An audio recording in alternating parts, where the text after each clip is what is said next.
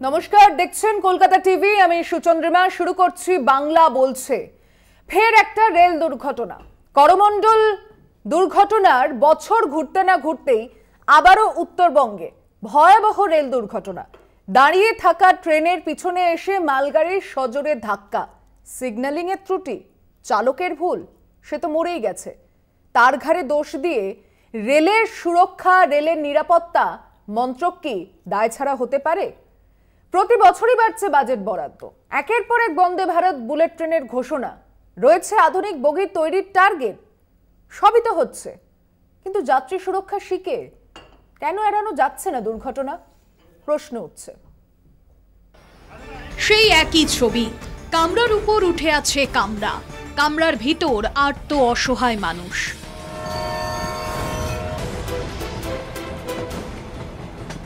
প্রতি বছরই বাজেট বরাদ্দ বাড়ছে, ঘোষণা হচ্ছে একাধিক প্রকল্পের।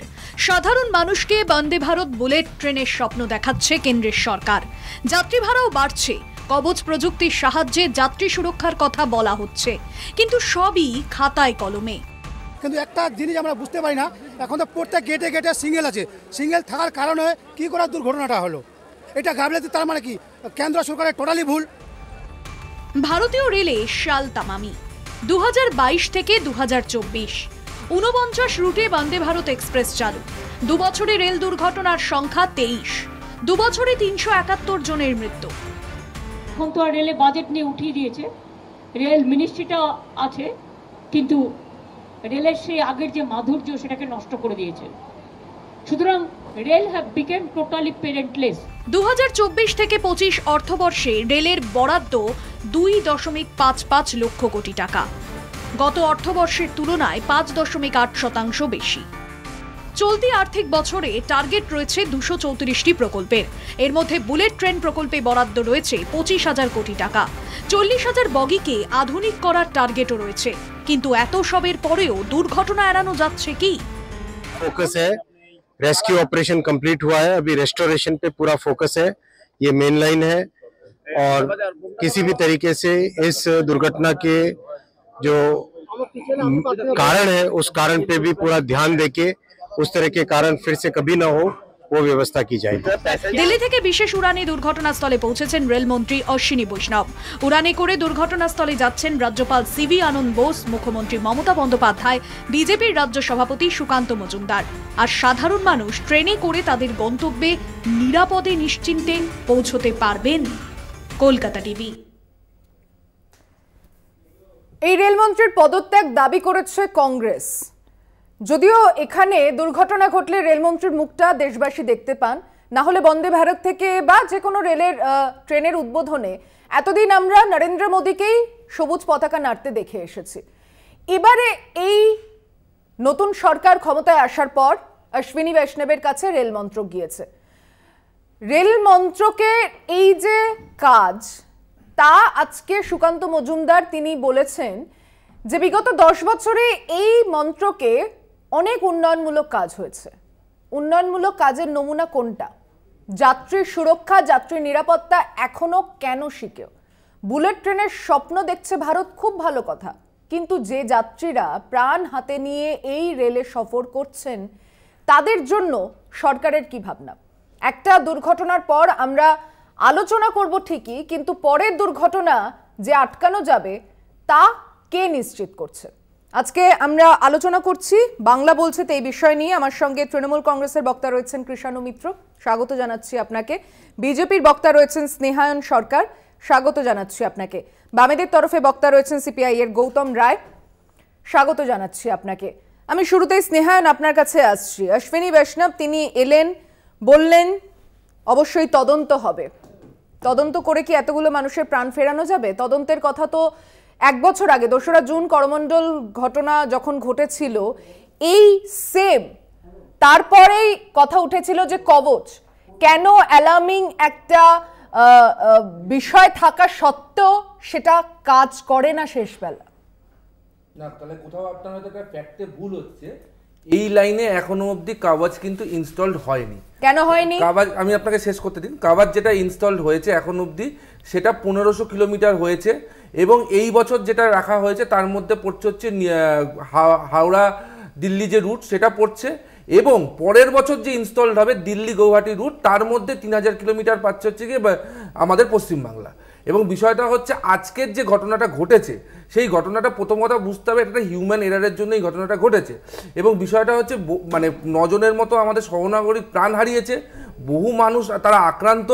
আমাদের মনে হচ্ছে এই মোমেন্টে তাদের পাশে থাকা এবং রেল পরিষেবা কীভাবে পুনরায় স্বাভাবিক করা যায় সেদিকে নজর দেওয়া উচিত, নাকি এই চিল শকুনের মতো রাজনীতি করা এবং মানুষের প্রাণ নিয়ে সেটা করা আমার মনে হচ্ছে না এই সময় যথাযথ কাজ হচ্ছে। তাহলে তো মনে আপনাদের কি এটা হওয়া উচিত যে প্রায়োরিটি অনুযায়ী এক বছরে কেন এই নিরাপত্তার দিকটাকে দেখা হলো না? প্রায়োরিটি অনুযায়ী এবছরের মন্দিরের উদ্বোধনে যে লক্ষ কোটি টাকা খরচ করা হলো বা একটা নির্বাচন উৎসবের পেছনে যে প্রচারে যে খরচ হয়ে গেল, সেই প্রায়োরিটি দেশের এই মানুষগুলো ডিজার্ভ করে না? ডেফিনেটলি করা হয়েছে বলেই বিগত 10 বছরের রেল অ্যাক্সিডেন্টে প্রাণ যাওয়া মানুষের সংখ্যা অনেক কমে এসছে। যেখানে 2004 থেকে 2014 60টা রেল অ্যাক্সিডেন্ট হয়েছিল, ভয়াবহ রেল অ্যাক্সিডেন্ট, সেটা কমে 43 হয়েছে। এবং আপনাকে মাথায় রাখতে হবে এই সময়কালের মধ্যে 2019-20 এবং 2020-21 এমন দুটো বছর গেছে যেখানে রেল অ্যাক্সিডেন্টে কোনো মানুষ তার প্রাণ হারায়নি। বিষয়টি হচ্ছে কি, আবারও বলছি, হিউম্যান এরার যে কোনো জায়গায় থাকতে পারে। আজকে হয়তো উনি এগুলো তো তদন্তের বিষয়, তদন্ত করে দেখতে হবে যে কোথায় লোকোমোটিভ ইঞ্জিনের যে পাইলট সে কি কোথাও সিগন্যাল দেখেও সেটাকে অগ্রাহ্য করে এগিয়ে গেছে কিনা, তার ট্রেনের স্পিড কত ছিল, সেগুলো তদন্তের বিষয়। এগুলো তো পরবর্তী সময়। এখন তো প্রাইমারি কাজ হচ্ছে এই যে মানুষগুলোকে সুস্থ করে তোলা, পরিষেবা ফিরিয়ে তোলা। কত ট্রেন আটকে আছে আজকে এই রুটে, পুরো উত্তরবঙ্গে এই অভিযোগ মুখ্যমন্ত্রী আজকে উত্তরবঙ্গে যাওয়ার আগে করেওছেন যে কতগুলো ট্রেন বাতিল করা হয়েছে সেগুলোতে জানানো হয়নি। আমি কৃষ্ণদার কাছে আসছি। কৃষ্ণদা, একটা জিনিস তো পরিষ্কার, মমতা বন্দ্যোপাধ্যায় আজকে যে কথাটা বললেন যে তিনি রেলমন্ত্রী থাকাকালীন এই অ্যান্টি কলিশন ডিভাইসের কথা তিনি যেমন বললেন, উল্লেখ করলেন যে তার সময় তিনি করা হয়ে গেছে। তারপরেও নাম বদল করে যে নিজেদের প্রভাব দেখানোর চেষ্টা করছে নরেন্দ্র মোদীর সরকার, তারা 10 বছরে করলোটা কি? তিনি এই বিষয়টাকে খুব গুরুত্ব দিয়ে বোঝানোর চেষ্টা করলেন। 100 বার নেত্রী যেটা বলেছেন, যে নেত্রী যখন দুরন্ত এক্সপ্রেস করেছিলেন, দ্রুত গতিতে সাধারণ মধ্যবিত্ত নিম্নবিত্ত মানুষের যাতে একটা গন্তব্যস্থান থেকে আরেকটা গন্তব্যস্থান রেলের মাধ্যমে যাওয়া সুরা হয়, এবং তার জন্যে কোনো বাড়তি তাদেরকে টিকিটের ভাড়া বাড়িয়ে এইসব কোনো চাপানো হয়নি। এখন ওই দুরন্ত মডেলটাকেই একটু 5 স্টার ক্যাটাগরি করে টিকিটের দাম 3 গুণ 4 গুণ বাড়িয়ে দিয়ে এরা করছে, এবং সেটাকেও মেনটেন করতে পারছে না। দুরন্তকে আমরা দেখছি ভারতের বিভিন্ন লোকোমোটিভ টেনে নিয়ে যাচ্ছে, কোথাও দুরন্ত থেকে বৃষ্টির জল পড়ছে, খাওয়ার অত্যন্ত নিম্নমানের। তো এরা চালাতে পারছে না। এরা বেসিক্যালি হচ্ছে প্রাইভেট কোম্পানি, একটা ক্যাপিটালিস্টদের দালাল। এবং এই রেলমন্ত্রীগুলো কারা? এদের কোনো পলিটিক্যাল অ্যাকাউন্টেবিলিটি নেই। তো এই অশ্বিনী বৈষ্ণব কে? এই অশ্বিনী বৈষ্ণব একসময় ব্যুরোক্র্যাট ছিলেন, তারপরে উনি প্রাইভেট সেক্টরে চলে যান, কিছুদিন সিমেন্টসে কাজ করেছেন, জি কাজ করেছেন। এখন ভারতের এই যে লোকোমোটিভগুলোর টেকনোলজি এই সিমেন্ট এই জিকে দিয়ে করাচ্ছেন। তার মানে আমাদের যেটা R&D রিসার্চে যেগুলো ইন্ডিজিনিয়াস টেকনোলজি হওয়ার কথা ছিল, দেশীয় টেকনোলজি ডেভেলপ করে নতুন তথ্য প্রযুক্তি আসার কথা ছিল, সেইগুলো এখন বিদেশের এইসব কোম্পানিগুলোকে বেচে দেওয়া হচ্ছে, যেইগুলোতে অশ্বিনী বৈষ্ণব কাজ করেছে। এরা বেসিক্যালি, এদের কোনো পলিটিক্যাল অ্যাকাউন্টেবিলিটি, যেদিন বিজেপি থাকবে না, নরেন্দ্র মোদী থাকবে না, এমনকি যদি বিজেপিও থাকে, নরেন্দ্র মোদী না থাকলে অন্য নেতা, এদের তো কোনো নাম নেই, আবার বাড়িতে চলে যাবে, কোটি কোটি টাকা ইনকাম হয়ে গেছে। এখন যদি আমি ধরে নিচ্ছি বিজেপির কোনো একজন ফুল টাইম পলিটিশিয়ান যদি রেলমন্ত্রী হতো, তার দায়টা অনেক বেশি হতো। নরেন্দ্র মোদী যেটা করেছেন, নিজের মতো টোটাল একটা অপখণ্ডদের পুরো পলিটিক্যাল এবং যে ক্যাপিটালিস্ট দালালদের একটা সিন্ডিকেট তৈরি করেছেন, বিজেপির নেতাদেরই সাইড করে দিয়েছেন। এদের তো কোনো অ্যাকাউন্টেবিলিটি নেই। এই করমণ্ডল এক্সপ্রেসের সময় এই অশ্বিনী বৈষ্ণব কি বলেছিল? এইভাবে কান্নাকাটির নাটক করেছিল এবং এসে এই কথাগুলোই বলেছিল। 1 বছর ধরে কিছু করেনি। তোমার মনে থাকবে এই করমণ্ডল এক্সপ্রেসের সময় NIA তদন্ত, সন্ত্রাসবাদী এইসব বলেছিল। তারপরে রেলওয়ে সেফটি কমিশন একটা তদন্ত করেছিল এবং চুপি চুপি তার রিপোর্ট সেগুলোকে আবার চেপে গেছে। তাতে কি বলা হয়েছিল? বলা হয়েছিল যে টেকনোলজি আপগ্রেডেশনের যে কাজ হচ্ছিল এবং যে মেরামতির কাজ হচ্ছিল ওগুলো নিম্নমানের কন্ট্রাক্টরদের এবং যারা স্কিল্ড লেবার নয়, আনস্কিল্ড লোকদেরকে দিয়ে এটা করা হচ্ছিল। সেই রেলওয়ে সেফটি কমিশনের রিপোর্ট। গৌতমদার কাছে আমি আসছি এই বিষয়টা নিয়ে। এখনো পর্যন্ত রেলের পরীক্ষা দেওয়ার জন্য বসে রয়েছে লক্ষাধিক ছাত্রছাত্রী। দীর্ঘদিন ধরে এই কর্মসংস্থানগুলো হচ্ছে না, অতিরিক্ত চাপ পড়ছে চালকদের ওপর, সময়ের থেকে অতিরিক্ত সময় কাজ করতে হচ্ছে যাদের ওপর, তাদের ঘাড়ে মন্ত্রক দায় চাপাচ্ছে। এটা কি ঠিক? না, ঠিক তো নয়। তার কারণ হচ্ছে একটা জিনিস বোঝো, সেটা হচ্ছে সরকার চালাচ্ছে যারা, যে দল, সেই দল কি পদ্ধতিতে সরকার চালাতে চাইছেন। যে দলের দায়িত্ব ভারতবর্ষের সরকার চালানো, তাদের দিশাটা কি, সামনে কি আনতে চাইছেন। সামনের সারিতে যেটা আনতে চাইছেন সেটা হচ্ছে এই যে দেশের রাষ্ট্রায়ত্ত শিল্পগুলোকে বিরাষ্ট্রীকরণ করে দাও। আজকে রেল নিয়ে আলোচনা হচ্ছে, এই রেলের একটা করে অংশ প্রাইভেটাইজড হচ্ছে, একটা করে অংশ প্রাইভেটাইজড হচ্ছে। আর যত বেশি প্রাইভেটাইজড হবে এবং যত বেশি গভর্নমেন্টের নজরদারি না থাকবে, তত বেশি বেনিয়ম এবং লাগাম ছাড়া এরকম ধরনের দুর্ঘটনা বাড়বে। কারণ তার কারণ হচ্ছে সেফটি সিকিউরিটির দিকে তো কোনো গুরুত্ব নেই। গুরুত্ব হচ্ছে যে কত বেশি টাকা আমি মুনাফা করতে পারবো এক একটা সেক্টর থেকে। এইটা যদি একটা সরকারের দিশা হয়, এইটা যদি একটা সরকার চালানোর মোটো হয় যে আমার কাজ হচ্ছে টাকা পাওয়া, বিভিন্নভাবে বিভিন্ন খাতে আমার দলের ফান্ড বাড়ানো, এইটা যদি মূল উদ্দেশ্য হয়, তাহলে সেই দেশের নাগরিক জীবন এবং ওই যাত্রী সুরক্ষার ব্যাপারে আনকেয়ার্ড অবস্থা থাকবে। যাত্রী সুরক্ষা আনকেয়ার্ড, যাত্রীদের খাবার দেওয়ার ক্ষেত্রেও যে সাপ্লাই করা হয় খাবার দেওয়ার, সেটা আনকেয়ার্ড, নিম্নমানের। যাত্রীদের জন্য যে ট্রেন ব্যবহার করা হয় তার কোচগুলো নিম্নমানের, সমস্ত কিছু নিম্নমানের। এবং তার সঙ্গে যে কথাটা, যে কোনো ধরনের কোনো উদ্যোগ নেই এই কর্মসংস্থান করার।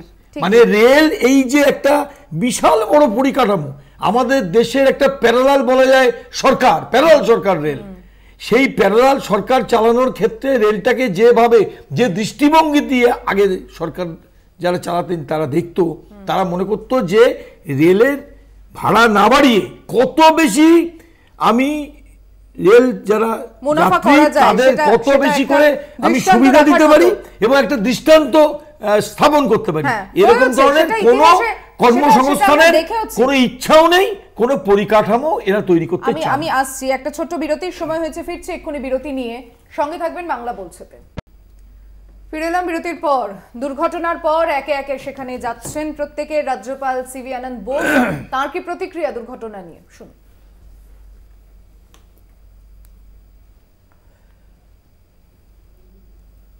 I saw the patients, I discussed with the doctors, situation is under control, except those who are in the ICU, they are also being taken care of very well.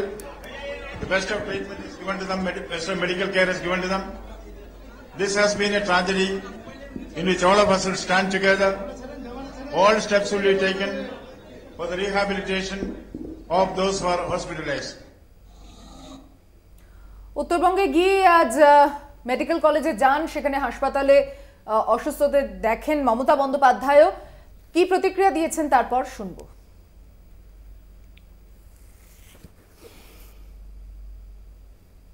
जो इधर में भर्ती भी है और लोकली जिसको पहचानता है उसको साथ कम्युनिकेट कर दिया, जैसे वो लोग जब घर जाएंगे उसको हम लोग घर में पहुंच सकता है। और दूसरी बात है, एक आदमी तो कल मेडिकल एम्बुलेंस में जाएंगे, वो हम लोकल एमएलए को बात करके इंतजाम कर दिया, बात भी करा दिया। ऐसे आज भी नॉर्थ बंगाल स्टेट ट्रांसपोर्ट का बात देके हम जो इंजर्ड था, जो रिलीज हो गया था, अच्छा भी है, उसको हम घर में पहुंचने के लिए उसको भी बंदोबस्त किया। जो इधर में আমি আবারও আসছি আলোচনায়। স্নেহান, একটা বিষয় তো এখানে আলোচনার মধ্যে পরিষ্কার হচ্ছে যে দীর্ঘ সময় ধরে রেলে কর্মসংস্থানের যে অভাব, এখানে নতুন সুযোগ পাচ্ছেন না যারা, যদি সেই জায়গাগুলো পূরণ করা হতো তাহলে এত ওভারলোড যারা কাজ করছেন তাদের উপর পড়তো না। প্রত্যেকটা দুর্ঘটনার পরে চালকের ওপর দোষ চাপিয়ে দেওয়াটা বা সিগন্যাল ফেলিয়ারের অজুহাত দেওয়াটা, এটা কি এতটা সহজ হয়ে যাচ্ছে না? না না, বিষয়টা হচ্ছে আমি প্রথমে ক্লিয়ার করি, আজকে কোথাও কারোর ওপর দোষারোপ করা হয়নি। প্রাথমিক যেটা মনে হয়েছে যে কোথাও হয়তো যে ওই লোকোমোটিভের যে পাইলট ছিলেন, ড্রাইভার ছিলেন, উনি হয়তো সিগন্যাল মিস করে গেছেন। এটা প্রাথমিকভাবে মনে করা হয়েছে, এটা তদন্ত সাপেক্ষ, তদন্ত পরেই বলা যেতে পারে এটা কি হয়েছে। এবার বিষয়টা আমি বলি যে আজকে আমাদের খুব দুর্ভাগ্য যে আজকের দিনে দাঁড়িয়েও আমাদের এই যে রাজনীতির কথাবার্তাগুলো বলতে হচ্ছে, কিন্তু যখন এটা পশ্চিমবাংলা, যখন তার মুখ্যমন্ত্রী মমতা ব্যানার্জি, তখন তো রাজনীতি বাদ দিলে হয় না। বিষয়টি হচ্ছে আজকে যে কথাটা তোলা হচ্ছে এবং এই যে মিস ফ্যাক্ট যেটা মানুষের সামনে দেওয়া হচ্ছে, 2012 সালে অ্যান্টি কলিশন যে ডিভাইস তার কাজ শুরু হয়েছিল, যেটি 2022-এ শেষ হয়। 4 মার্চ 2022 প্রথম তার টেস্ট হয় এবং টেস্টের পরে যখন সেটা সাকসেসফুল হয়, তারপরে এই যে কাভাজের ওপরে কাজ শুরু হয় এবং 2022-23 সালে 2000 কিলোমিটারের জন্য প্রথম তার জন্য অর্থ বরাদ্দ করা হয়। বিষয়টি হচ্ছে গিয়ে সেই যে কাজটি আজকে আমাকে বুঝতে হবে যে ভারতবর্ষের রেলওয়ে নেটওয়ার্ক কতটা ছড়িয়ে আছে। আজকে এইখানে দাঁড়িয়ে যে হিউম্যান এরারকে অবসুলেট করা যায় না, তার ফলে যদি কোনো ঘটনা ঘটে থাকে সেটা দুর্ভাগ্যজনক, কিন্তু কেন ঘটেছে সেটাকে আগে দেখতে হবে। এই ঘটনাটাকে আগে পরিস্থিতিকে স্বাভাবিক করতে হবে। এইখানে দাঁড়িয়ে থেকে আজকে রাজনীতি করা, এর ঘাড়ে ওকে দোষারোপ চাপানো, এটা আমার মনে হয় না কোনোভাবে কাম্য। আমি আসছি আলোচনার মধ্যে, আরো একটা ছোট্ট বিরতির সময় হয়েছে, ফিরছি এক্ষুনি বাংলা বলছেদের সঙ্গে থাকবে। ফিরে এলাম বিরতির পর, আমি কৃষ্ণানুদার কাছে আসছি। কৃষ্ণানুদা, এই যে সিগন্যাল ফেলিয়ারের কথাটা হচ্ছে, যদি একটা প্রাথমিকভাবে যেটা জানা যাচ্ছে যে ভোর থেকে খারাপ ছিল এবং ভোর থেকে খারাপ হওয়ার পরও তারপরে এই ঘটনা ঘটেছে প্রায় 9টা নাগাদ। এতটা সময় এই গাফিলতির দায়টা কার? করমণ্ডলের থেকে আমরা কি শিক্ষা নিলাম যেটা এখানে ফলানো গেল না? প্রথম কথা, করমণ্ডল কেন, কোনো অ্যাক্সিডেন্ট থেকে এরা শিক্ষা নেয় না। এরা এত বড় কৃষক আন্দোলন হলো, তার থেকেও শিক্ষা নিল না। 700 কৃষক মারা গেল, বলছে আবার ওটা করব। এরা এত বড় ইলেকটোরাল বন্ড কেলেঙ্কারির পরও শিক্ষা নিল না, বললো আবার ওটা করব। এই যে ঔদ্ধত্য, এবং এরা হচ্ছে বেসিক্যালি দালাল শ্রেণীর একটা নেতৃত্ব। তো এরা প্রাইভেট সেক্টরকে বেচে দেবে, তার জন্য যা করণীয় করবে তারা। যতদিন ক্ষমতায় থাকবে দেশ বেচা, সরকার বেচারই কাজ করবে। আমি বলে রাখি, করমণ্ডল এক্সপ্রেস ঘটনার পর রেলওয়ে সেফটি কমিশনের যে রিপোর্ট ছিল, সেটা নিয়ে কি হলো, সেটা নিয়ে কি ব্যবস্থা হলো, সেটা নিয়ে কতজনের চাকরি গেল, এবং কি নতুন প্রযুক্তিগত হোক বা তাদের কর্মসংস্থান বা কর্মীদের নতুন কাজ দেওয়া, দায়িত্ব বন্টন, এগুলো কি হলো আমরা তো কিছুই জানতে পারলাম না। এনআইএ একটা তদন্ত করছিল, হ্যাঁ, এটা নাকি সন্ত্রাসবাদী অ্যাঙ্গেল দেখার জন্য, সেটার কি হলো? কোনো কিছু বলবে না এরা। এদের ঔদ্ধত্য, এবং এরা বেসিক্যালি দেশ বাঁচার, দেশের কৈফিয়ত। এবং আরেকটা মনে এই যে কবচ বলছে না, এই বছর ফেব্রুয়ারি মাসে এই মিথ্যুক রেলমন্ত্রী বলেছে কবচের দারুণ কাজ হচ্ছে, এই হচ্ছে, হ্যান হচ্ছে, তাই। আচ্ছা, একটা রেল ব্যবস্থার ক্রাইটেরিয়া কি হবে? যে জনবসতি এবং যে পপুলেশন ডেন্সিটি, মানে যে আমাদের জনসংখ্যার যে ঘনত্ব, যেসব রাজ্যে যত বেশি তার রেলওয়ে নেটওয়ার্ক যত বেশি, সেখানে সেগুলো হবে। আজকে প্রায় 3য় বা 4র্থ নম্বরে আসে পশ্চিমবাংলা জনসংখ্যার ভিত্তি থেকে সারা ভারতে। তাহলে আমাদের এখানে যত মানুষ রেলওয়ে নেটওয়ার্ক ব্যবহার করে, লোকাল ট্রেন থেকে, প্যাসেঞ্জার ট্রেন থেকে, এক্সপ্রেস ট্রেন, সুপারফাস্ট ট্রেন, তো আমাদের জীবনের কোনো দাম নেই। দাম শুধু আছে গুজরাটের মানুষের, দাম শুধু আছে মহারাষ্ট্রের মানুষের। মানে এটা কি হবে? মানে পশ্চিম ভারত আগে হবে, উত্তর ভারত আগে হবে, আর পূর্ব ভারত জনসংখ্যা আমাদের বেশি হবে, আমাদের রেলওয়ে ডেন্সিটি বেশি, আমাদের পপুলেশন ডেন্সিটি বেশি, তা সত্ত্বেও আমাদের নম্বর আসবে 2024-এ 25-এ। হ্যাঁ, যেখানে এই মিথ্যুক রেলওয়ে মন্ত্রী বলছেন। এবারেও কথা উঠলো, তৃতীয়বারের জন্য নরেন্দ্র মোদী ক্ষমতায় এলেন, সরকার গঠন হলো মিলিজুলি সরকার, কিন্তু বাংলা একটাও পূর্ণমন্ত্রী পেল না। এই অবহেলা করতে করতে রেলের বাজেটকে তুলে দেওয়া হয়েছে, রেলের বরাদ্দ বৃদ্ধি পাচ্ছে না, যার ফলস্বরূপ এই দুর্ঘটনা। না, রেলের বাজেট, এটা ঠিক, একদম বাস্তব কথা। সেটা হচ্ছে একটা, আমি আবারও বলছি যে খুব খারাপ লাগে যে এরা শিক্ষা নিতে চায় না এবং শিক্ষিত হতে চায় না। যে সমস্ত মানুষগুলো চলে গেলেন, এই যে এই মৃত্যু তো আমরা খুব শোকাহত।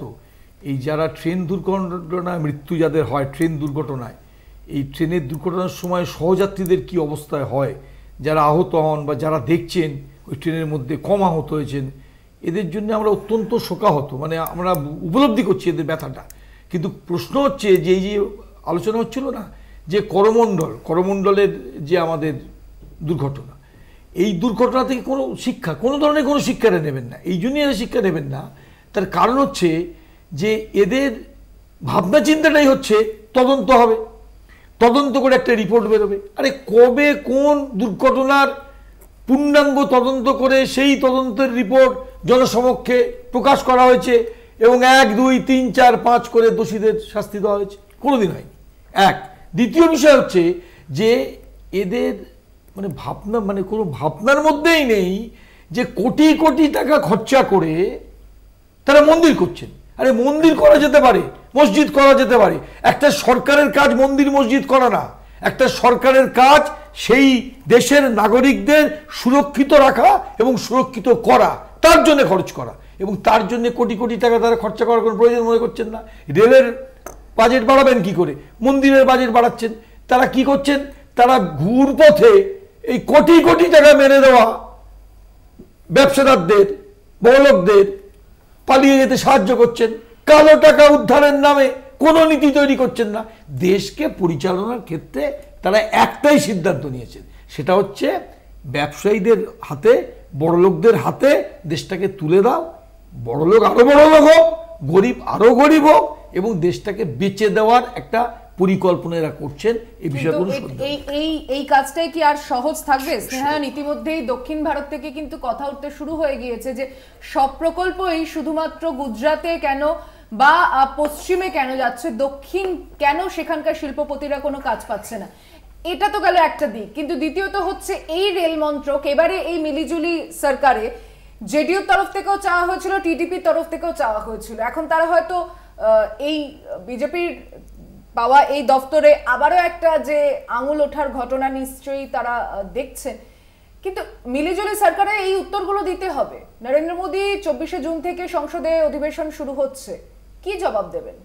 না, প্রথমেই বলি গৌতম বাবুর মানে মন্দির নিয়ে একটা অ্যালার্জি আছে, ঠিকই বোঝাই যাচ্ছে, কিন্তু বিষয়টা হচ্ছে বলে রাখি যে মন্দিরকে উনি স্পেসিফিক করতে চাইছেন, রাম মন্দিরের পেছনে কিন্তু কেন্দ্রীয় সরকার 1 টাকাও ব্যয় করেনি।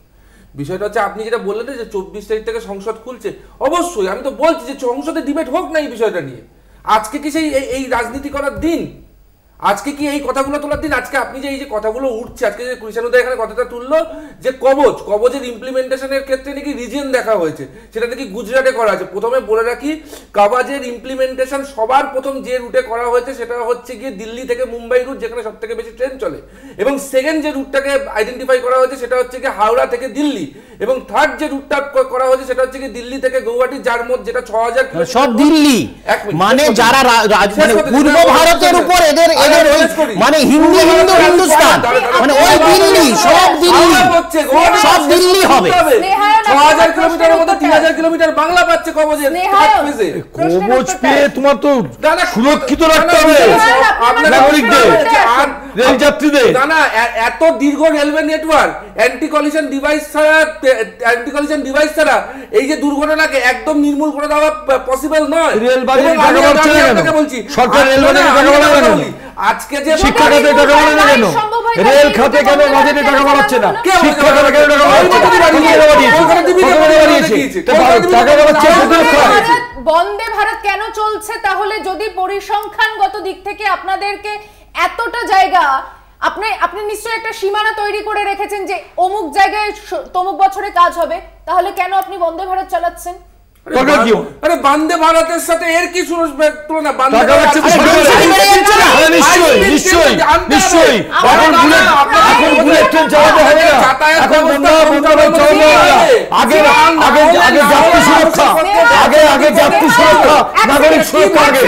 যে 5 টাকার টিকিট কাটছে আর যে 5000 টাকার টিকিট কাটছে, আপনি কি মুড়ি আর মুরগিকে সমানভাবে দেখছেন? না, আপনি একটা কথা বলুন। আজকে বন্দে ভারত শুরু হয়েছে বলে আজকে যে কোনো প্যাসেঞ্জার ট্রেন বা কোনো মেল ট্রেন তো বন্ধ করে দিয়ে বন্দে ভারত চালু করা হয়নি। বন্ধ করা হয়েছে তো। আরে সুরক্ষিত রাখতে হবে, যাত্রী সুরক্ষা সুরক্ষিত। দাদা এই যাত্রী সুরক্ষা নিয়ে কথা বলছেন।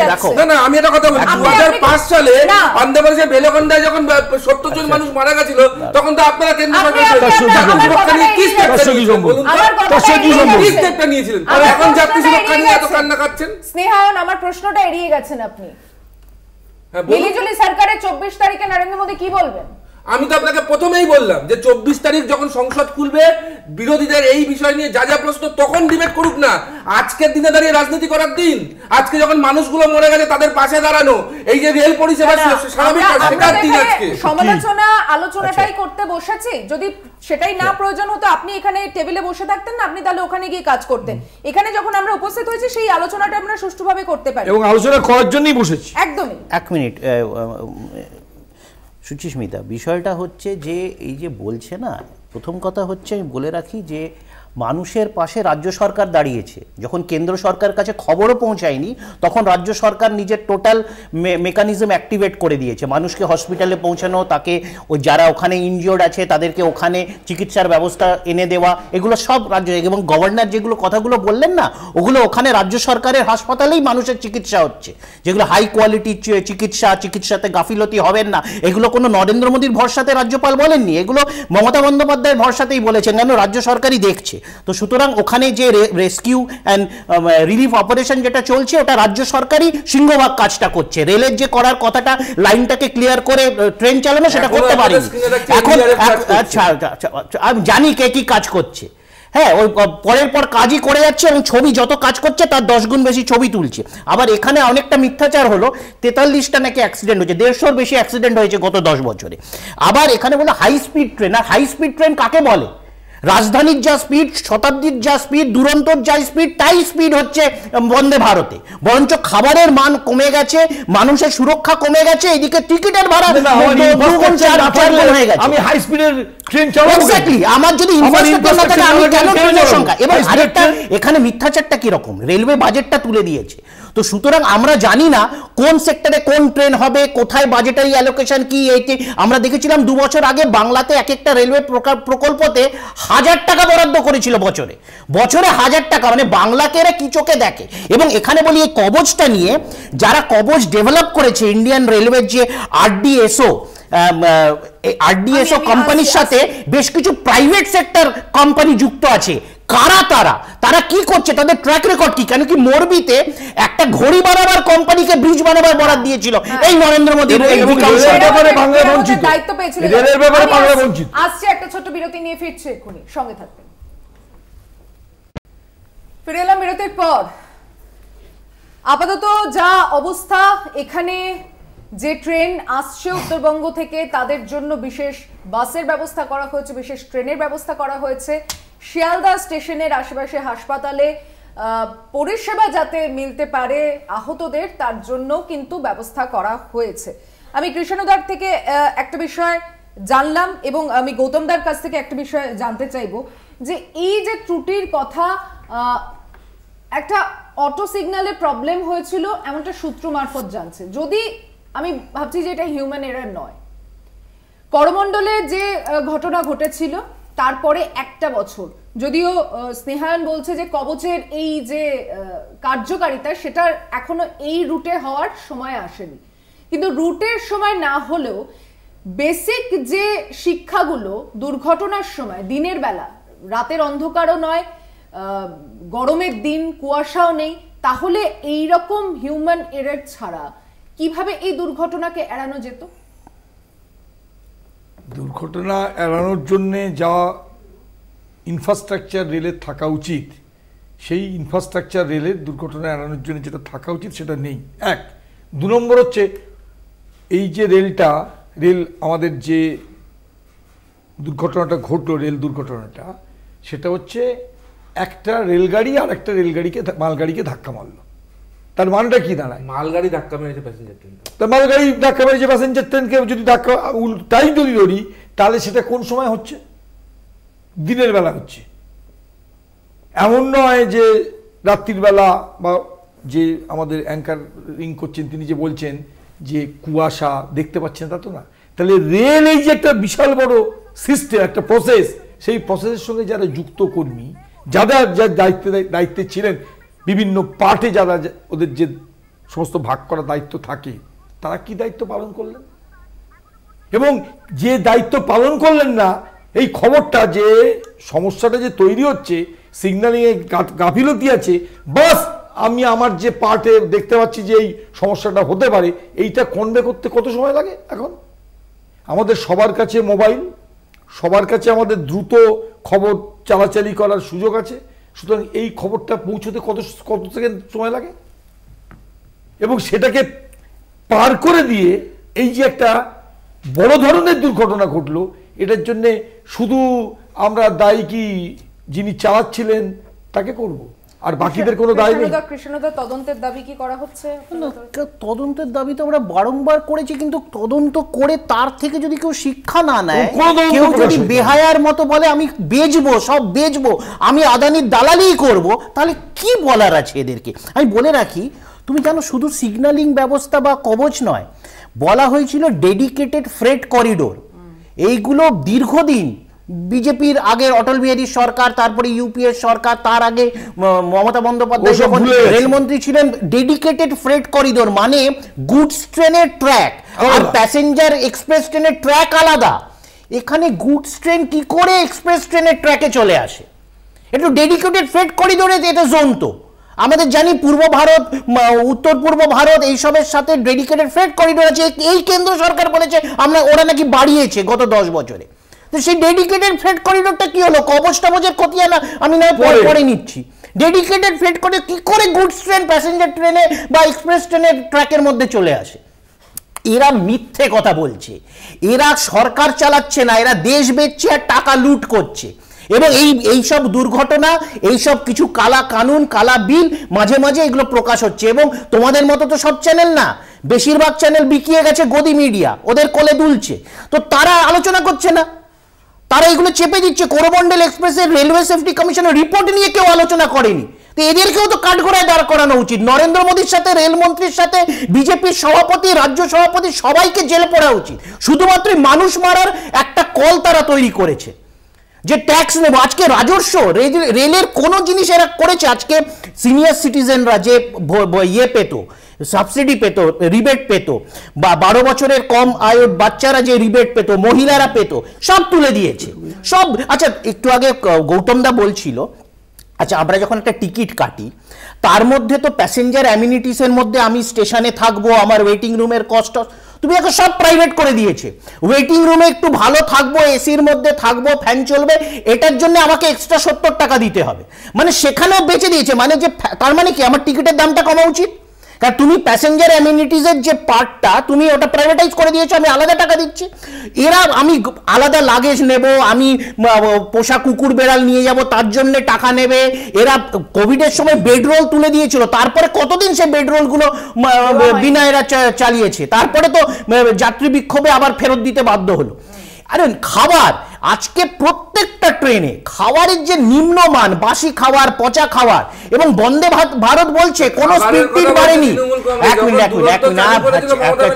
আরে দয়া করে বলো না, একটু নতজানু হও, লজ্জা পাও। 10 বছর দেশকে বেঁচে হয়েছে, আমরা বলবো মানুষের পাশে আমরা দাঁড়িয়েছি, আমরা মানুষের পাশে দাঁড়িয়েছি।